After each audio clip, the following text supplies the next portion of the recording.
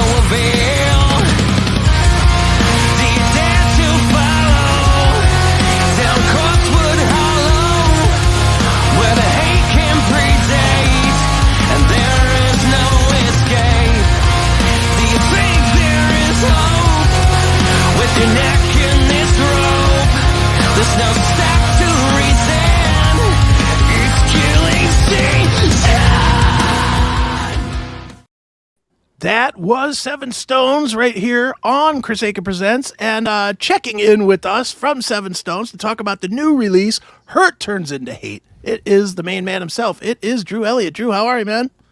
Pretty good. How you guys doing? Good, man. Good to talk to you, man. I'm sure you heard in the talk-up, I'm a clueless fuck sometimes, and I literally had no idea. Honestly, I'm not a fan of Evanescence necessarily. I mean, they're all right. And I just, a long time ago, I knew they did some song with some Stones band. 12 Stones. I think it has something to do with 12 Stones. Man. Yeah. And me being the goof that I am, I was like, all right, well, Evanescence, Plush toured with Evanescence. Plush is the same label as these guys. It must be the same band. Okay, I understand where the correlation it definitely aligned the right way. Yeah. Confusion was. That's not on you at all. No, it is on me because it would just be a whole lot easier if I would just play the record and say, yeah, this isn't the same band at all. But, but I guess I'm lazy. I'm really glad you researched that, Chris, because if one of your questions tonight would have been, what was it like singing on that big hit, Bring Me to Life? I'd be like, exactly. Oh, God, he's talking about the wrong band. So will you tour with Evanescence again, dude? But hey, if that's a real question, yes, we would gladly tour with Evanescence time. Right on, man. Well, dude, as we said, you have this new release, Hurt Turns Into Hate. I get kind of a 90s vibe from it, but not so much that it's like just reaching into the 90s as a lot of bands are doing these days. It definitely feels modern and fresh and not dated, but you clearly, at least in my head, you guys seem like, or at least somebody in the band is very influenced by that era. Is that sort of close? Or I think we all are in different ways, but we're also most of us are big metalheads at the same time. So the stuff that we've played is not in the same genre per se, but we're definitely influenced by like the late 90s, early 2000s stuff, especially with the new stuff. Isaiah, our guitar player, is a huge Wes Borland Limp Bizkit fan, and I think you can hear that in No Safe Bet and Flower Fall, and you can hear that bounce to it. Right. And it was something that we're not used to because we've gone through so many lineup changes, but he's added that element into it. And I remember him, like, those two songs were literally like written at practice. Okay. And I was like, oh shit. All right. Hell yeah. We could do this. Like, hell yeah, we could do this. And it turned out really well. So hopefully we can continue that direction and keeping it new, but still kind of, paying homage to the bands that we grew up and loved a lot. Sure. No doubt. Now, dude, how old is the band and how did you guys end up getting together? Shit. We started in 2016. Okay. And the original members, I was clearly one of them. I knew the drummer and the guitar player in high school, and we met Rich through the mutual friend of the drummer, who is still our bass player to this day. The rest of the guys kind of bounced, and it's just been kind of a revolving door of a few guys. But I think the lineup we have now of the established 4 we have now is what we want to continue with. And I think we got it. We got it unlocked now. Nice. It's just been, not everybody's down for this lifestyle, man. Nobody wants to work 40 to 60 hours a week and then have a side job where you don't get, I guess, like a paycheck at the end of the fucking day. You know, you're kind of just, you're risking it. You're putting it out. You're betting on yourself in a way. And it's no safe bet. There's a little pun for you with our there. Right. Kind of the heart of that song, by the way. Right on. Nice. So, like Chris was saying, you do have, this new record coming out. Well, it just came out, excuse me. Hurt Turns Into Hate. So it's 7 really kick-ass tunes. I really enjoyed it. As Chris said, it's, to me, I don't know about 90s, Chris, but to me, I heard kind of like, if you take like kind of those early 2000s new metal bands, but heavied it up a little bit and added some southern influence to it. That's kind of what I heard. Right. So, talk a little bit about the writing of the record and, kind of the progression of the band's sound over the years as you've gotten these new members in the lineup. Well, thank you for saying that first and foremost there, because I can't hide that southern sound that I've got going. It doesn't change for me. But it just kind of, especially like the title track, that came from personal experiences and then watching one of my best friends go through some shit and being able to channel that, of knowing what he's been through, and the words just kind of came out, like I remember watching his face change from one phone call. He was just like really down, didn't want to be in that phone conversation and being very depressed, don't want to talk to anybody. And then I watched it go from being hurt to pissed the hell off. And I was like, fuck, I know that feeling. Right. It doesn't have to be, a love relationship. It can be any relationship, any friendship, like family, anything. It just, that one moment can change it instant like that. And I think the whole album actually kind of entails like a lot of feelings in that. It's very personal and emotional, depending on which way you look at it. Of course, you can take it either way. But the writing was, it kind of just happened, like we waited 3 years to fully release all these songs, just because, of course, the pandemic fucked everybody up, us included. Sure. We had a couple of 2 songs that came from that. And then, of course, we started traveling, and then that's when members started being like, look, we can't do this. So it's gone through this huge change, but it's still good. Our newest drummer that we have now, I think I'm excited to write with him. He's a metalcore drummer, and he is fucking phenomenal.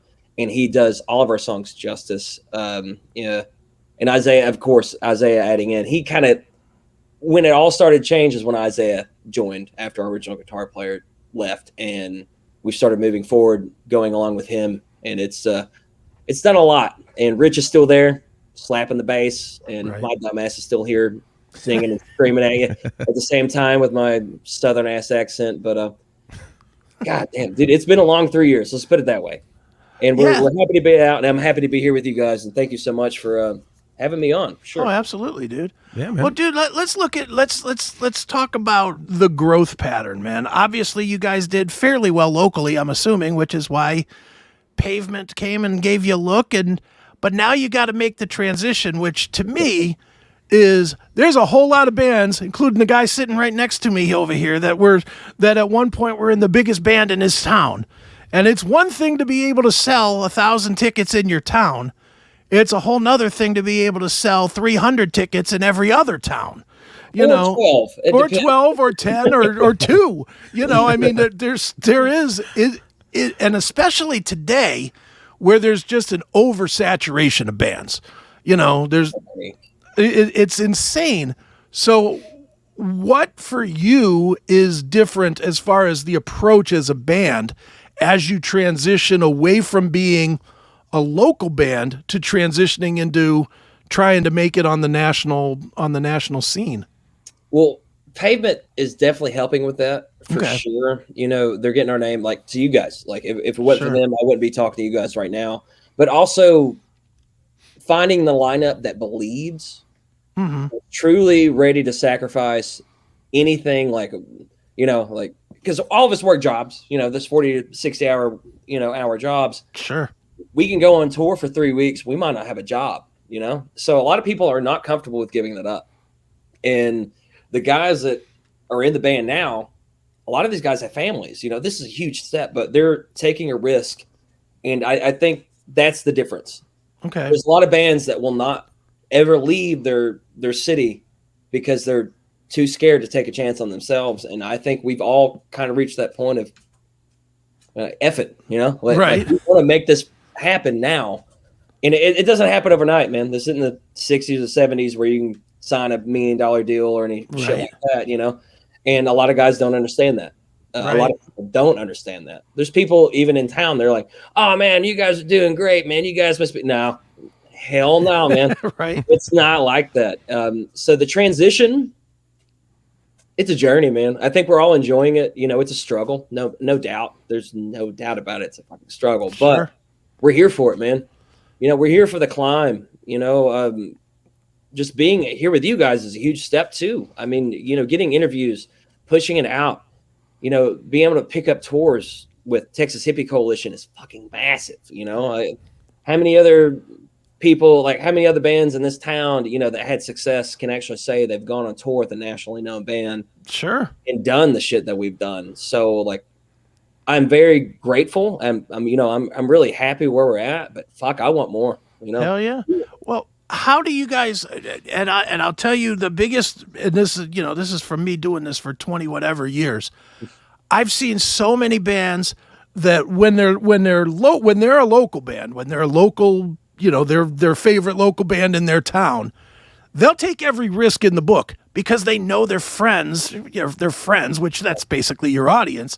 The friends won't let them down. You can be a band that does all death metal and write a ballad if you want to, because those friends will stand by it and they'll at least give it a chance.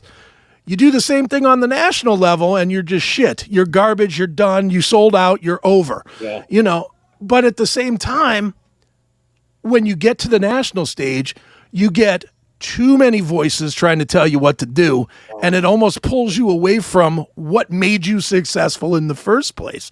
Exactly. So how do you guys balance what's being fed to you from outside sources now that there's a lot more of them pushing at you? Well, we haven't stuck to one thing. Okay. The whole time. I think that's what's helped us out a lot. Me being who I am, I started writing songs on just guitar on acoustic by myself.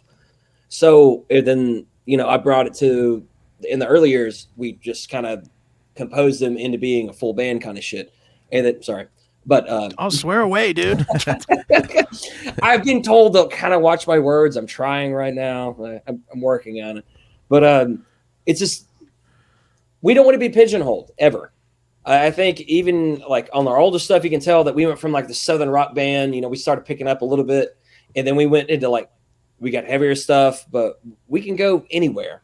And we I don't listen to a lot of people on the outside, man. Right. I think music and art in itself is based off what you feel and how you can convey emotion through music. And it should be that way, man. I mean, we're not being pressured by nobody. I'm not gonna say nobody by no means, but it's not to that point where I'm so worried about oh shit, I don't know what we're gonna do yet, because at that point there's not much gonna happen. I'm set on fuck it. Right. I'm set on I'm doing me. We've gotten this far with what the hell we've been doing. Right. If you want that to continue, then trust in the process and don't do shit like that. But I know that's not how the business works at the same time. So, all right, now I'm going to go complete devil's advocate here real quick. All right, I got you.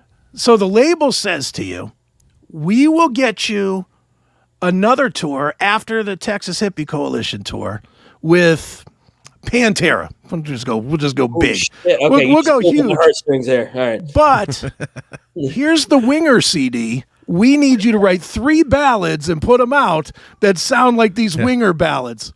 Are you telling them to go fuck themselves, or are you writing 3 Winger ballads so that you can go on that Pantera tour? God, if you would have picked any other band than Winger, I probably could have pulled it on my ass. But honestly, who the fuck wants to hear winger ballads at the same time? The label does. The label does. Yeah. I understand. I want to be able to say, I'd say fuck it, because that's probably not going to fucking happen. But at the same time, I've got some things in the kitty that could be ballads easily. I don't know if they'd be fucking winger. I'd give her hell, I guess, you know. Right. Okay. Hey, if we write those 3 ballads and then we get to play our heavy fucking shit on tour with Pantera, then I might be down for it. You rework them for the Pantera tour. That's my thoughts, man. I'll try to find a loophole somewhere. Right. The label won't know what the hell our set list is. Fuck them. Yeah. As long as people are buying tickets, nobody gives a shit, right? That's right. So for you guys, you know, going back to, you know, you talked about you're going to be touring with Texas Hippie Coalition. Obviously, you guys are going to be, you know, supporting the new release and whatnot. It was already very difficult for a band like you guys who are establishing yourselves. You're trying to get on as many tours as you can and just, you know, play anywhere and everywhere you possibly can. That was already exceptionally difficult. And now we get the pandemic, and even, you know, professional bands all the time, like, well, we can't go to Australia, we can't go to Europe, we can't do this, you know, all this and there. Talk about it from your guys' perspective when it was already an uphill climb, and now you've got this added just shitstorm of things making it that much more difficult. Dude, fucking A, man. It's a great question, by the way, because you just kind of like made me think for a second, because it is really hard, man. All of us, again, like betting on ourselves of, like, you know, taking out loans, like trying to do something to fucking put something toward ourselves. Because, you know, like I'm 31, and I guess I'm the second oldest in the band, but, like, you know, it reaches a point, like, if you keep trying, you know, like, it hurts even more, you know? So we're all at this pinnacle of, like, fucking toss it all in. It's tough as shit, but we're doing it, you know? Mm-hmm. We've all kind of made that decision to just, we're here, man. Like, not a lot of bands even get to this fucking point, you know? Like, there's so many fucking bands that try and fail. And, like, everybody talks about success, and, like, hell, we haven't exactly reached success. You know, we've licked the taint off of success just a little bit, you know? We have so much further to go, but we're willing to risk it all, man, and you do this thing. And sorry, you guys laughing at that shitty joke. Kind of broke me, but so you're looking for the G spot of success. That's what you're looking for, exactly. Right? Yeah. Still searching for it. The mythical clitoris. Okay, I'm sorry. I shouldn't have said that. My mom's going to watch this interview and fucking hate it. She's going to hate us, not you. Yeah, why did you let those guys get you talking about that stuff? Those assholes. Love you, Mom. I'm sorry. My dirty language and my dirty shit that I've got going on about it. Too funny, man. Well, dude, you guys being from Tennessee, it's not necessarily been known for most of the time, most of my life, as a hotbed. Yeah. That being said, Nashville is booming. Nashville, everybody that can't afford to live in LA anymore moves to Nashville. You know, that's really what has happened. They moved to Nashville or Vegas, one of the two. If you can't afford to live in Nashville, you move to Chattanooga. So there you go. We're right here. But is that good or bad for young bands like yourselves that are Tennessee natives?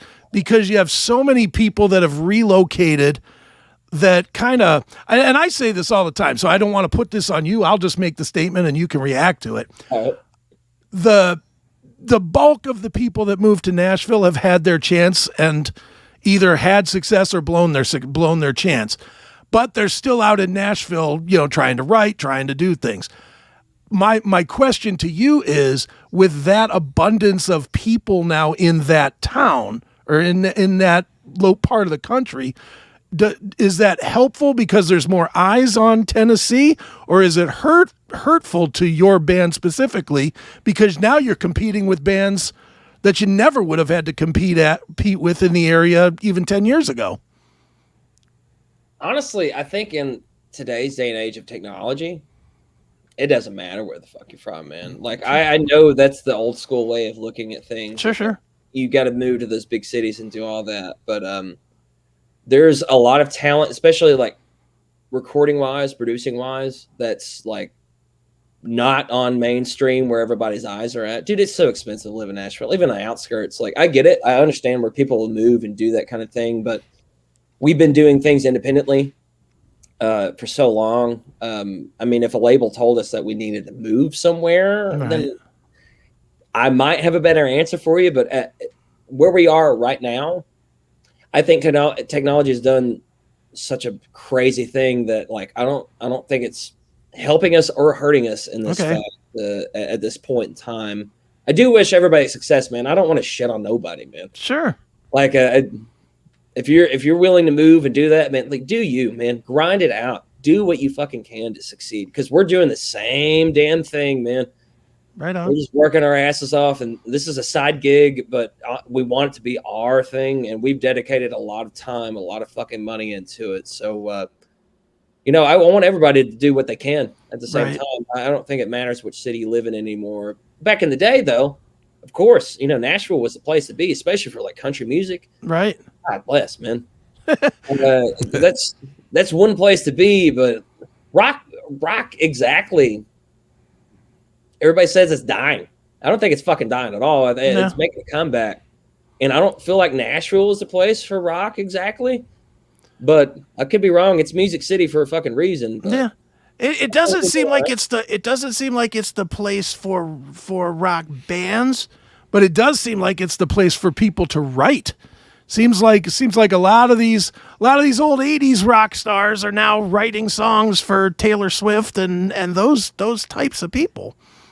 Yeah, I mean, there's money to be made in that sense, man. Because nobody writes for themselves anymore. I think that's where music is taken away from a lot of things. Freddie Mercury talks about it whenever technology overtakes music. It takes the passion and the feel out of it, and that's real. So, like, I think all of us as a whole in Sevenstones, we're getting away from that. Like, we want to do raw music, we want to do all of it. I do not want computers involved. I want us to do us, I want people to feel the shit, Yeah. I know that's like tracks playing on computers and everything else. That's what people like, that makes a lot of money. But there's still a shit ton of people that wants real music. Mm-hmm. And it seems like your label is on board with that. When you look at the bands, especially if you look at the bands that Pavement has, whether it's you guys, whether it's Dystopica, whether it's Plush, if you just go down the list of bands that they do not do a lot with bands that pre-produce their music. No, they have a wide genre of who they pick up, but it's pure.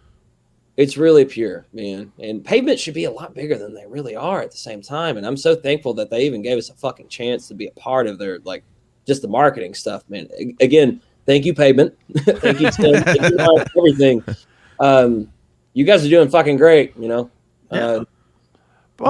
Pavement, and look, I'm old. I'll admit it. I'm 50, whatever, 54 years old. That ain't old at all. It's in this business, it's old. I'm old enough to remember when Pavement was handed me records by bands like Brickbath, and they were like, "Here, listen to this," and it was just like brutal Pantera-like extreme metal. And Pavement, the recording was not so. Yeah, exactly. It sounded like it was recorded in a, $500 in somebody's basement that had a mixing board. A fucking trash can or a dumpster fire. Yeah, exactly. That's our first EP, by the way. But it does seem like Pavement has come a very long way. They're obviously not a major, but they're kind of taking the space that maybe like in metal, like a Century Media or the likes of that took 15 years ago. They're kind of, or like even a label like Wind Up that somehow produced like Creed or whatever. Before they produced Creed, they were kind of that middle between local band, them, and then you jumped to wherever. They're giving bands a chance, like Sevenstones, to do something. You know, I will forever be grateful, whether our relationship ends after this or like anything like that. They're giving people a chance to do something with their shit, right? Because without them, we wouldn't be able to do a lot of things that we're doing. Like, yeah, we can do local shows, like a big band comes in out of then because our name is who we are, but we play in Chattanooga. Like, I get it, but I don't want to play in Chattanooga all the time, man. Like, it's like so many bands are okay with just playing in their city over and over again. Like, oh man, we opened for a big band. That's fucking cool, man. But I want to be like across the fucking seas. I want to be playing Wembley type shit, not not just be at the fucking local bar because a big band comes in. So Pavement is giving, they're taking a lot of risks on a lot of bands, and I'm very, very lucky that they're taking a risk on ours at the same time. And fucking A, I want it to be a good thing. Yeah, good thing for them too. And you want it to be a good thing for them too. If you guys are successful, then look, and again, I know I keep pointing to Plush. It's only because I know them real well. Because Plush is blowing the fuck up. Yeah, and the only reason why we are with Pavement is because we saw Plush. Oh, no kidding. I swear to God, we went to a show in Atlanta. It was Plush opened up, Nonpoint, then Seether. Okay. And my manager, or our manager, sorry, this is actually my dad too at the same time. I know that seems kind of fucking weird, but he talked to them and was like, who you guys signed with? And they were like, Pavement. So the next thing, being the great fucking manager he is, he looked at Pavement and started talking to Tim, and then it got the ball rolling, Right. And I feel like we have decent music to where we got our foot in the door. It's not like some fucking like I can fart through a harmonica and the Pavement's like, oh yeah, man, yeah. But it took that initiative from, I'm going to say management instead of saying dad. It sounds kind of fucking odd, but for him, like reaching out and then talking to us and being like, we would like to work with you. That's all it fucking took. Like, it's a huge thing. Like, again, we're nowhere yet, but I want to be able for us to be successful and to make Pavement more successful. Sure. And I want to be on that. Like, I want to be on that Plush level and more because goddamn, they're good, man. Plush is so good. They're great. I'll tell you what. You need to look up whoever books their touring. Jesus, talk about unreal. There are plenty of bands that have had plenty of success that wish that they could have the year that Plush had last year. Dude, same. Like, I'm wearing a Seether hoodie. Sorry, it's on the other side. I'm wearing a Seether hoodie. Like, I was like, holy shit. Seether's one of my biggest inspirations. And then seeing them open and then getting in contact with it was fucking nuts, man. Hell yeah. The whole night was crazy. But, like, it's huge, man. It's so big, and people don't realize that at the same time. It's a big thing. It definitely is, man. Well, dude, you mentioned before, and we'll mention it again, that you are going out with Big Daddy Rich and the Texas Hippie Coalition. I hope your liver is ready for this. Dude, I've trained my liver since I was 14 years old, man. I am so fucking ready for this. You know what, dude? I'm a big dude. I'm a 400-pound dude. And Big Daddy Rich, this is no lie, I was at Rock on the Range one year, and I was interviewing with him. He come up to me, or I went up to him, and I said, hey, man, can I get a picture before you finish? Like we did the interview. And I said, can we get a picture? And he's like, yeah. And I was trying to get my buddy to come over with the camera. And finally, I get my buddy, and Rich had to wait a couple of minutes while I got my buddy ready. This monster puts me in a headlock with one arm and picked me up off the ground for the photo. Literally, one-armed, 400 pounds. Let's take it now. And he's a character. They're all characters, but he is a character and a half, man.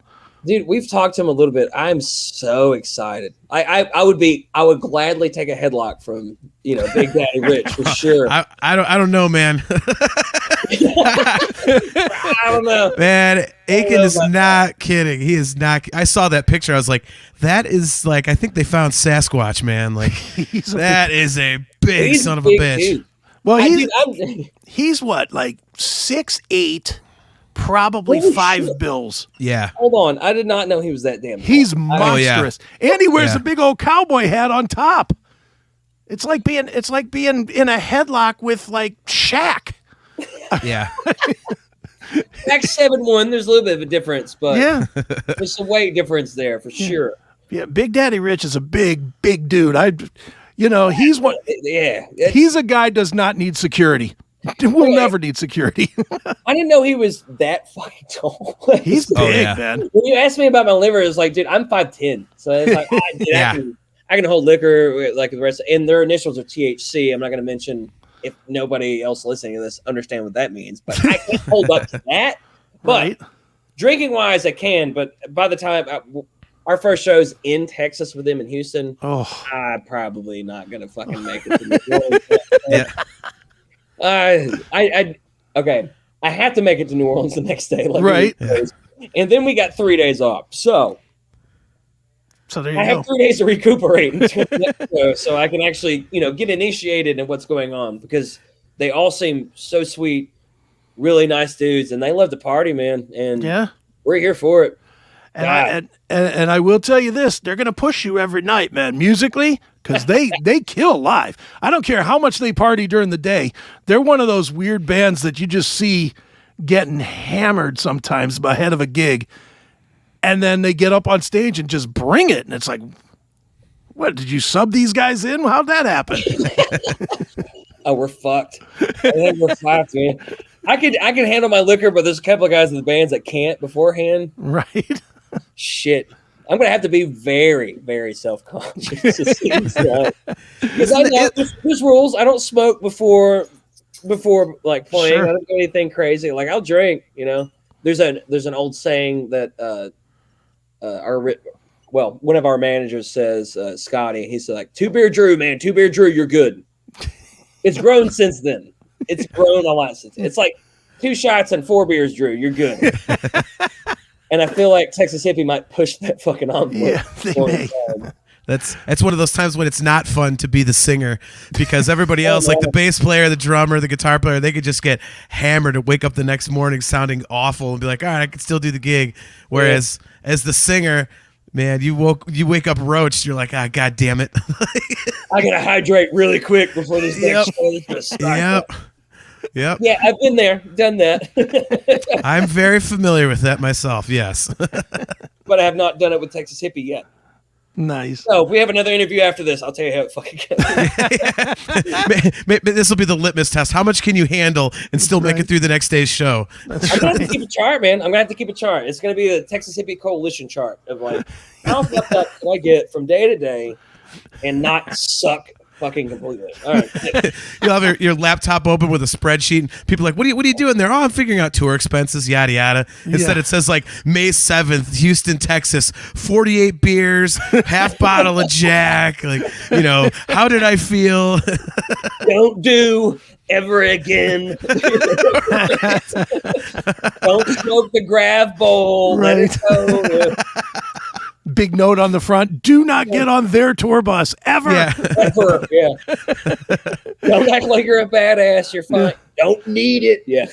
If there's smoke coming out the door, don't go in. Yeah. Let it go.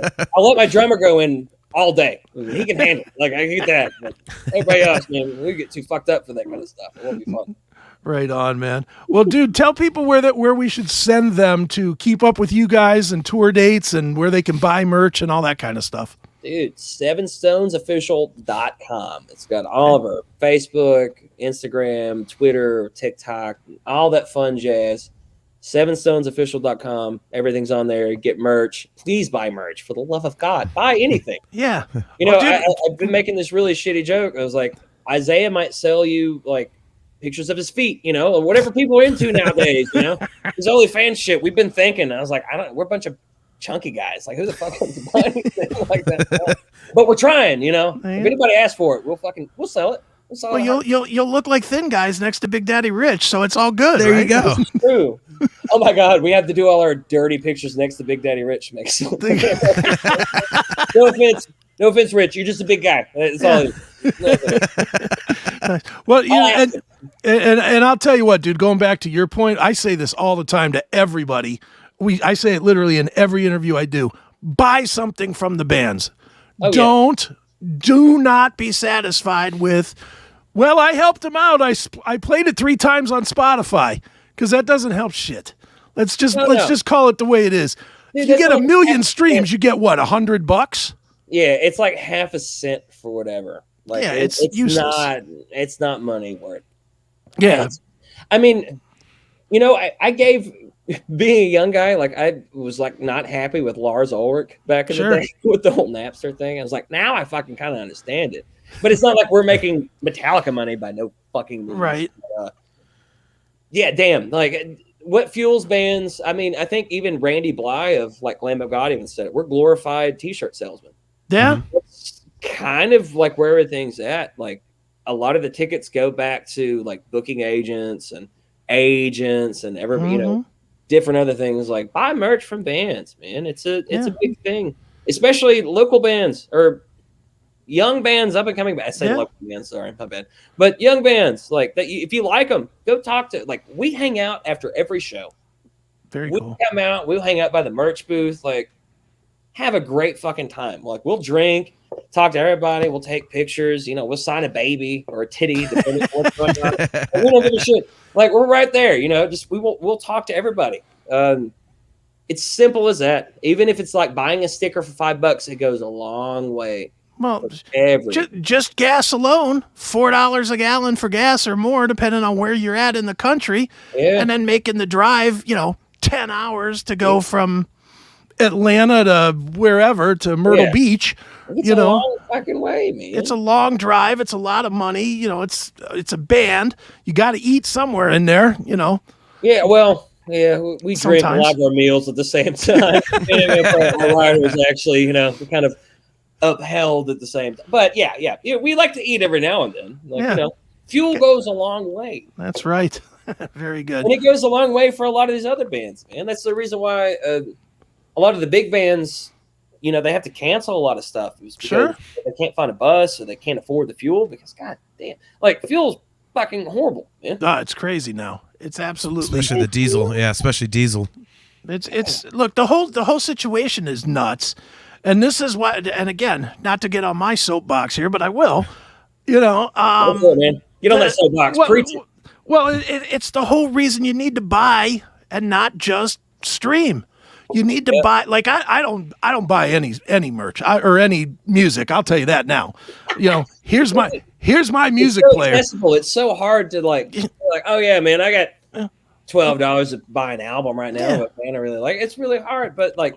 Well, but I'll buy hats. I buy tons of hats. I have hats all over the place for different bands, and because I do want to support the bands, and I just know if I don't, if people have any kind of outward thought other than the 2 seconds in front of them, ooh, good song, like sound, if they can get past that and actually get into what's really going on out there. You're seeing a reduction in new bands coming up. Everybody acknowledges that you're seeing less and less of those bands. And you're seeing less tours that are coming that are not old national bands. The reason for both is the bands can't make the transition. They don't have a daddy called Atlantic Records throwing them $2 million to go run around for 3 years and try and make it anymore. You guys got to make it $30 at a time on T-shirts or $10 at a time on beanies, or and you can't even sell music anymore because the industry is your worst enemy. The industry has told everybody that music is worth nothing. That's just background noise, that it has no value unless it's on a splatter vinyl. And then it has some value. But if it's just songs, it's worthless. We're backtracking now. We're going back to vinyl. Vinyl is like a huge thing. I think somebody asked me that recently. It's like, you guys gonna have it on vinyl? I was like, fuck, we can have that. We can't afford to have that pressed on fucking vinyl. Like, I just want somebody to buy, anything off like iTunes. We're working toward getting like physical CDs at this point. Yeah. But like, it's so hard. It is. You're not wrong, man. No, it's the industry's fault. I have said this from the smallest bands all the way up to David Ellefson of Megadeth fame. Guy with a Grammy, I said it to. I've asked this question over and over. Why do you put your albums on Spotify? And to a guy, smallest band to biggest band, they all say, well, it's what everybody else is doing. Yeah. And it's like, that is the worst answer ever. It's for somebody like David Ellefson, it's one thing because he's well known. Yeah. For us, fuck, we had to, because we have to spread it out. Like, we want it to be an STD. I want everybody to catch the herpes that is Sevenstones. So like that is our best chance of like spreading everything. But shit, what is his name? I can't even think of his name. Garth Brooks, the guy won't put it on anything. Yeah. And he did that exclusive shit through Walmart, and everybody's like, well, he's kind of an asshole for it. Why does he have so much fucking money right now? It's because that's good, And not everybody has that. Yeah, it's a weird time, man. To me personally, I just think that the labels. I don't think it's you guys' fault. I think it's the labels' faults in general.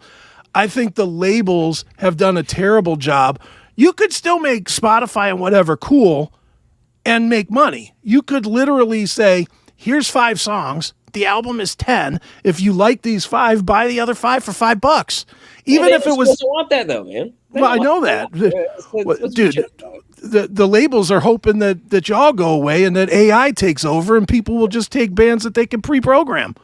Here, make me something that sounds like, I don't know, it sounds like Limp Bizkit but has a deeper voice. Go. That's what the industry wants, because then they don't have to pay anybody anything. It's scary but true at the same time. It sucks. It just sucks the way it is. But for now, it ain't like that way all the way. So no, it's not there yet. God damn it, we're still trying. Don't do that AI thing on me, right? That's right. Instead, go to sevenstonesofficial.com and buy some merch, you cheap fucks. Jesus. Yes, please. Love us a little bit. Or like, I don't know, like come to a show and smack Isaiah in the back of the fucking head. Do something. I would also that's something you could sell. Smack Isaiah for $5. $5 in the back of the head. Smack the color out of this fucking mohawk. Fucking lay it in. He's gonna kick my ass when I talk to him tomorrow. But I'm gonna laugh when I see this on TMZ. Band selling verbal punishment, physical abuse. Hey, dude, if we make it a TMZ, we're doing something. I'd like to point that out at the same time. Good point. All promotion is good promotion, right? That's right. Hey, there's no bad press at this point in time. That's right. Nice. We're not doing anything off the wall to where the whole world will hate us. They're just like, okay, these guys are kind of fucking idiots. Yeah, we are. Yeah. We write music and have a good time. That's all we're trying to do. Right. As long as they play 30 seconds of a song before and after the clip, right? Yeah. It's all good. Damn it, TikTok. Nice. Well, dude, let's wrap this one up. I'm going to play a piece of Break, which is the first tune on Hurt Turns Into Hate. It's a great song, great record. I do recommend everybody go check it out. It's Hurt Turns Into Hate. Sevenstones is the band. No space in the name, just Sevenstones. No space. Just one word, Sevenstones. I would like to take a second and say hi to my friend Bobby that's watching right now. Bobby, what's up, brother? Yeah, Bobby, how you been, pal? Did Bobby buy any product? That's the question. Bobby definitely has. He's definitely bought a T-shirt before. He's already been there, done that. All right, then. I was told he was watching. I'm sorry to interrupt anything. No, it's all good. Please continue your badass intro because you make this sound really fucking cool. That's awesome. Well, dude, we're gonna wrap it up with a piece of Break. So, Sevenstones, sevenstonesofficial.com, and Drew, man, thanks so much for joining us here on CHRIS Akin Presents. Thanks, Chris. Thanks, John. You guys are awesome. Take it easy, man. Stay safe out there. Peace.